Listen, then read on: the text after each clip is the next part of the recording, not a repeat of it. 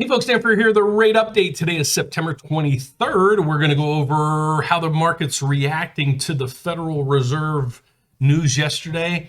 It's not good. It's actually terrible, but the stock market is taking off. So when we come back, we're going to discuss all this. So don't go away. Come right back.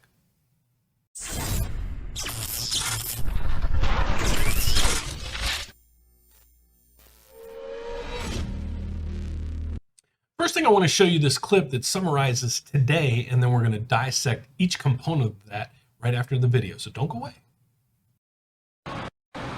The Federal Reserve cracked the door open ever more slightly on Wednesday for the so-called tapering.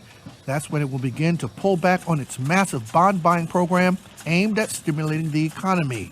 While Federal Reserve Chairman Jerome Powell said the Fed's criteria for inflation has been met, and the goal of spreading out employment gains more broadly throughout the economy has, quote, all but met his standards, the health crisis still poses a risk to the economic recovery, at least for now.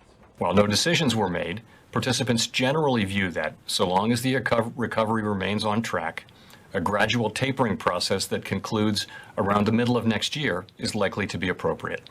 Powell says an announcement could come as early as the Fed's November meeting, but that depends on what happens with the jobs market. While the Fed is happy with the progress, August's sharp slowdown in hiring and the ongoing labor shortage are cautionary tales, which the Fed is willing to give another month or two to watch. Also looming over the Fed, the possibility the federal government fails to reach an agreement to raise the debt ceiling by an October deadline and defaults on its debts for the first time in the nation's history. Powell warned of the devastating impact that could have. The failure to do that is something that could result in severe reactions, severe damage to the economy and to the financial markets, and it's just not something that we could contemplate, that we should contemplate. You know, no one should assume that the Fed or anyone else can protect the markets or the economy in the event of a failure. Fully protect in the event of a failure to make sure that we do pay those. That's when they're due. As long as a debt crisis is avoided and the economic recovery remains on track, the Fed seems comfortable and ready to do less, quote, soon, with half of policymakers predicting a rate hike could come in 2022. Let me just start with this. Are you kidding me? All right. Okay. So if you haven't locked in, you ain't locked in. You're not getting anything that anybody quoted you because the MBS market is just collapsing right now. Again, guys, and I'm going to go through a lot of the information here. What's happening? Why is this happening? And where do I foresee some things going? So basically, we're going to just talk rates today and give you guys at least some direction on where that's taking us today. All right, so let's get into the headline news. I'm just going to go from to a few different variations of news sources and explain to you guys what's going on out there right now.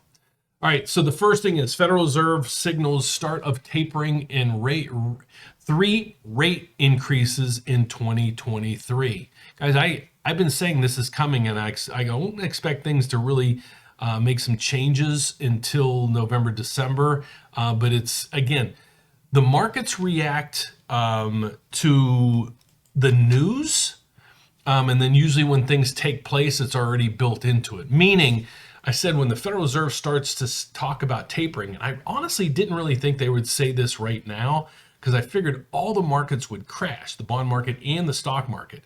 So it's a little odd why the stock market's up 500, but mortgage-backed securities are crashing. Also, the reason behind it is there's nothing but really bad news out there right now. We got the Federal Reserve came out and said they're going to start tapering soon, and they might have to react quicker than they thought. But hold that news, because basically the contingency of that is based on employment and inflation. Well, their expectations is by 2024 we'll be back to normal. Okay, so the inflation mix is out of the equation. What do the job numbers look like? Well, we had jobless numbers today, and I'm going to go through that. That actually came in good for us people that are cheering on the bond market. It's bad for the everything else. But there's a lot more people that are now unemployed than than where we were and what we expected. So I know I'm all over the map. I just kind of want to give you a brush stroke over it. So as we dissect each section, you kind of get where I'm going with these things. Okay, so let's get into it. Federal Reserve saying they're going to start tapering, and there's 3 rate hikes in line for 2023. The next thing is the era of 3% or sub 3% mortgage rates, guys. That's gone. Okay, so if you haven't locked in, I got some quotes this week, and guys, I hope you're not, when you send me some documents, I hope you're not messing with them, because I had a quote in today from somebody, or yesterday from somebody, that was saying they're getting 2.25 on a 30-year fixed rate with absolutely no costs. Guys, I don't know how you're doing that, because, and I'll reference this again, and I was referenced in Yahoo Finance. I'll try to find that for you.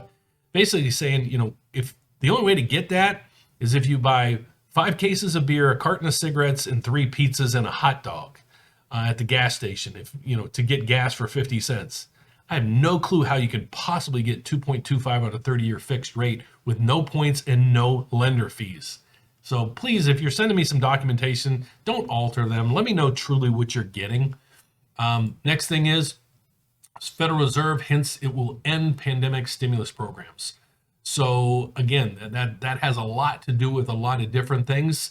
Again, I thought that would actually crash the stock market as well as the bond market, but it didn't. More news coming out is the White House prepares for potential shutdown as leaders grapple with crucial deadline of the debt ceiling. Here's what's going to happen with the debt ceiling, and it does every time this comes up. They'll squabble. The administration doesn't want to look bad to the people who voted them in, so they'll just kick the can down the street till next year, the following year. But the worst case scenario that you'll see happen is they'll come back and they'll shut down the government for a week, 2, 3 weeks, without pay to anybody. And then when they come back to work, they'll retro everybody's payback to where it was, and so forth. And so basically a lot of people, and there's a lot of government workers. So if you're out there, no disrespect to you guys, you don't have control over this, and you need the income. You're working or whatever. So this isn't directed to you. It's more directed at the government.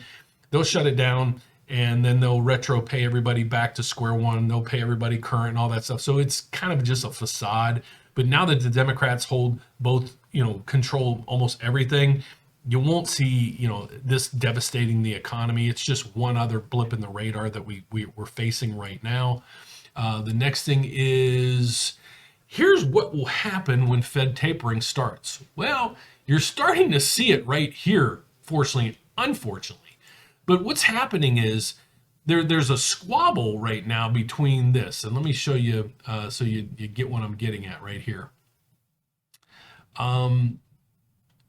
Jones said Powell comment and the Fed tapering intentions reflect a higher level of confidence that the economy continues to recover from the pandemic-induced recession.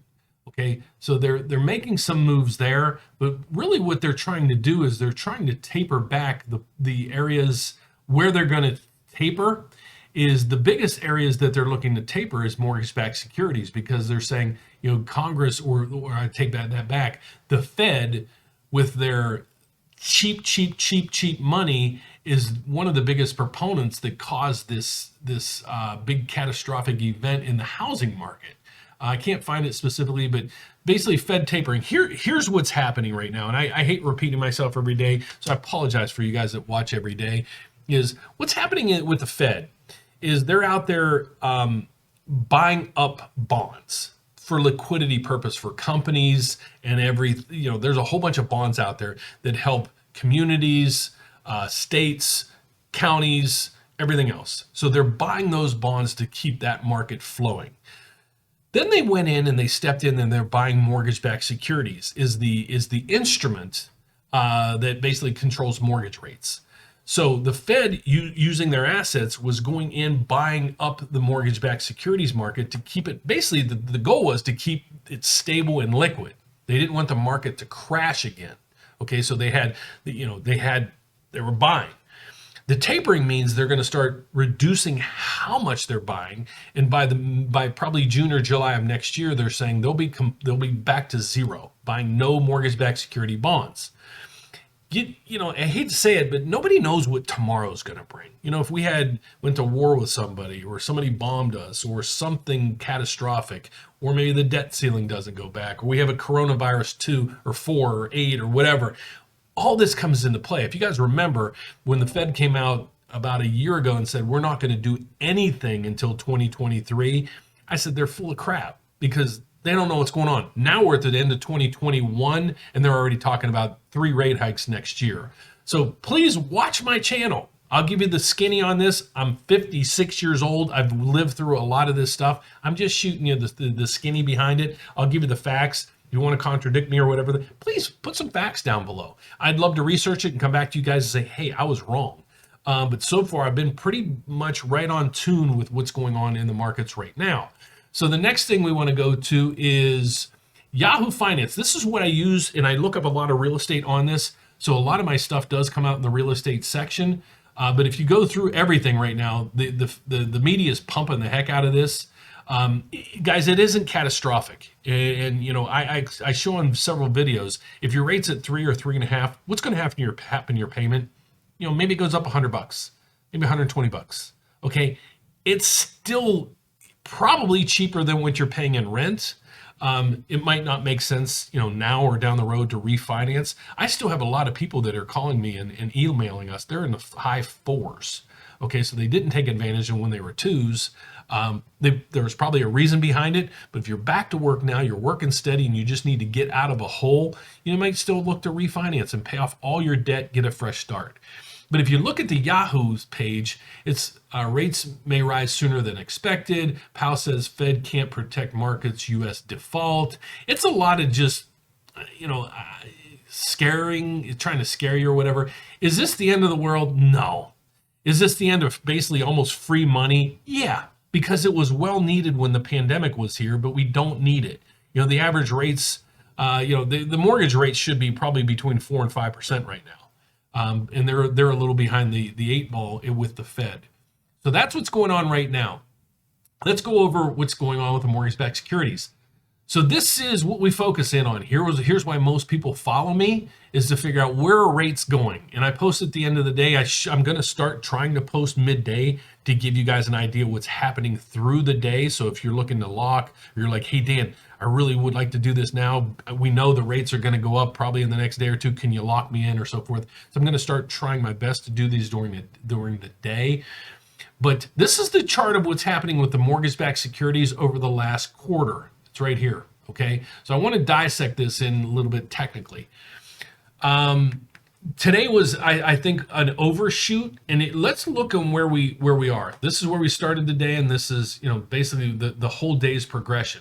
That is one heck of a big red candlestick. You haven't seen it even during these times right here. This is when, you know, the Federal Reserve was coming in and saying, you know, we're probably going to have to taper because inflation's getting out of whack, and the markets overreacted, and then we retrieved back through. We had that the month before when the Federal Reserve met as well. Well, this is when the Federal Reserve met now, and look at it, we're crashing again. This is a common theme. The tough part of it is it usually overreacts, so I'm expecting us to come back a little bit. But really right now, because they announced the tapering, I don't know where this is going to put us.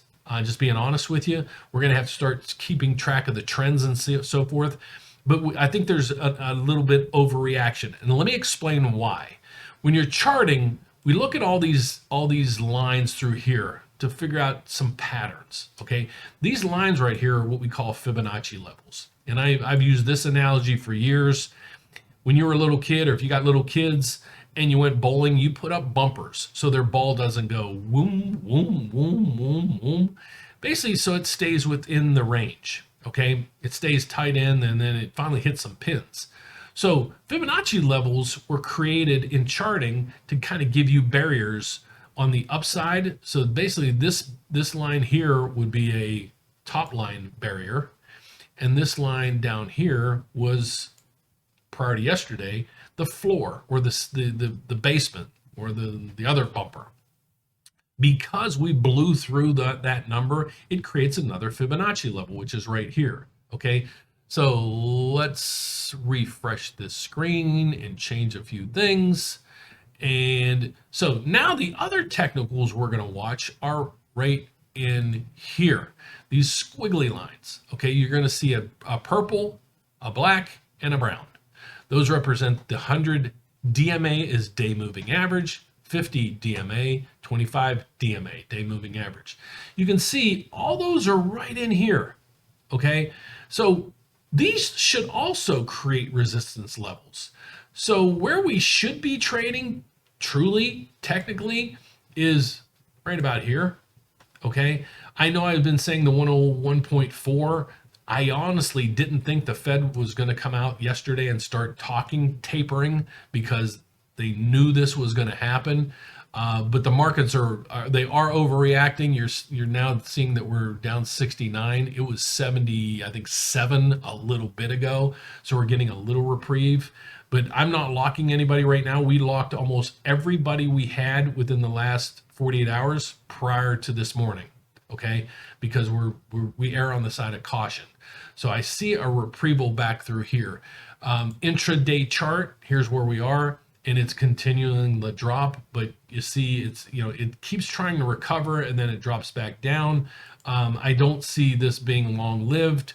Yes, rates are going up, but this is too fast, too quick. Okay, there's probably a lot of people covering their positions too, and that's what's even causing more and more sell pressure in this. So over the next, between Friday, Monday, probably Tuesday, we're going to see this stagnate and start to come up a little bit. Okay, another piece of this equation is when the 10-year Treasury reaches a yield of 1.4 or higher, it usually pulls in buyers that are selling mortgage-backed securities. So let me explain how bonds work. Basically, there's bonds out there, and when people invest in the bonds, they're looking at what yield it's presenting them. Okay, so when you're normally in stocks or you're in bonds, let's say the most efficient markets are you're in stocks or bonds, period. That's it. That's your two investments. All right. If you're going to be in bonds, you have several bond options to choose from: corporate bonds, municipal bonds, treasuries from the Fed, and mortgage-backed securities. So now you do a risk and reward analysis, and you're saying, okay, where's my best yield for the risk that I'm taking? Well, normally mortgage-backed securities are a pretty good risk. Prior to 2008, they weren't, but now they are. So now you look at what yield is being offered on the mortgage-backed security versus the treasuries. And when you go to this equation here, I can get a 1.4 yield or almost nothing. So where are you going to put your money? Well, you're going to put your money in the treasuries. Okay, I didn't mean nothing, but the yield on here is 43.43% higher than it is over here. Okay, and I won't want to go through that in detail, but trust me on this one. So more and more people are going to push into or buy the 10-year treasury. All right. So the news that came out today, this is another area that kind of shocked me a little bit. The initial jobless claims. There must be something's causing it. And I actually spoke with several doctors this week and said, how bad is this? How bad is the corona? I'm not going to give you any names or anything. One of the doctors out where I live said our whole county right now has 2 people in the ICU. So take that for what it's worth, guys. I apologize. I lost my father-in-law to COVID, so I know COVID is a big deal. But the Delta variant, I don't see the Delta variant being causing this much, destruction in the markets, nor did COVID. And the doctors, all the doctors that I spoke to said, our medicine right now is we pretty much know how to handle this stuff. And that's coming from doctors. I'm not a doctor. I don't say I'm a doctor, but I try to tap into different industries just to ask questions to see where they're at with things. I still have people in the manufacturing sector saying, dude, we can't find workers, and we're paying top dollar for workers. We can't get workers. So this is where I'm unsure about some things. And I'm being honest with you guys. I'm going to dig into this, but here's how the unemployment numbers came in today. The initial claims we expected 350,000 or 320,000 new people unemployed or additional. 351,000. That's a lot more. That's 10% more than was expected. That's a big number. But then I was like, continued jobless claims should start coming back or easing. I figured both of these would. Continued jobless claims are way up too. Okay, or higher than they expected. They thought they would start to deteriorate. No, they're actually building. So this might be a silver lining in the Federal Reserve's actions, because they're going to have to kind of say, wait a second, if the jobs aren't coming back, we can't start jacking up rates and doing all this other stuff, because it's going to hurt people even more. All right, so that's where we're at today. So we are not locking. If you're looking for a rate today, we'd love to quote you a rate today, but I'm not locking anybody. I feel that this is a overreaction in the markets, and we're just holding on the sidelines right now. So if I see anything deteriorate even more for some specific reason, and I find that out, I will let you know. I'll post an alert. Tomorrow, I'll post around noon what's going on with the markets. I'll be able to dig into more of this data, as well as the Federal Reserve notes and all their information, as well as the employment numbers and everything else, to give you guys a more detailed report tomorrow. So my name is Dan Frio. I do the rate update every day. I'd love to be able to win out your business. If you're looking for a mortgage, if you're looking to refinance, buy, reverse mortgages, cash out, consolidations, refinish your basement, anything of that sort, please reach out to us. To find out more about me and my team, all you need to do is go to therateupdate.com. The first thing you're going to do, if you go on there for the first time, you're going to see this pop up. And you're like, okay, Dan, I know the rate's not there right now, but I'm at 4.5. I would really like to look into refinancing if my rate hits, and that's where you put in here. Enter the rate that you're looking for. What we're going to do is we're going to put you in our database. It's going to then alert me and alert you if and when that loan or that rate comes available for you. And then at that time, we're going to need you to act, because then we can get your mortgage application started and get you rolling. So check out that new feature that we have. But if you'd like to call us, that's what most people do. They either call or schedule an appointment online. To do that, call us at 844-775-LOAN, or click right here, and this will schedule an appointment. It'll actually give you all the days and times that we have available for you, and you click that. And at that time, on that day, we will be reaching out to you to answer any and all the questions that you might have. So thank you so much, guys, for watching. I greatly appreciate everybody reaching out for the down payment assistance programs we have. Next week, I'll post another video going over 2 or 3 of the different options that we have for you guys, the pros and cons behind those, and everything else to help you guys be a more informed home buyer. So God bless, guys. Thanks for watching, and I'll see you tomorrow. Bye-bye.